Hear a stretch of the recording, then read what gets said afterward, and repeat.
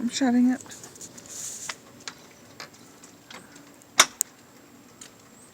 This is what Nana is dealing with right now. And this is what everybody out here is dealing with. Little on the cool side.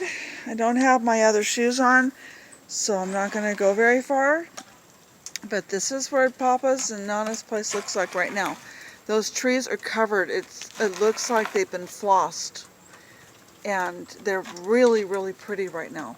And I don't know how long that's going to last. So I'm just giving you a glimpse of what it looks like right now. How long this is going to last, I don't know. It could be like Oregon, and it could be gone in a day or two. I can tell you how long it's going to last. How long is it going to last? You're going to get 7 inches between now and 12 o'clock tomorrow. Okay. The kids would love to be here, but right now they're in Arizona, and I'm sending this to them. It's going to be rough. Well, they love the snow, so Nana's just sharing it with them. He's already cleaned off his sidewalk, and it looks like it's wet snow.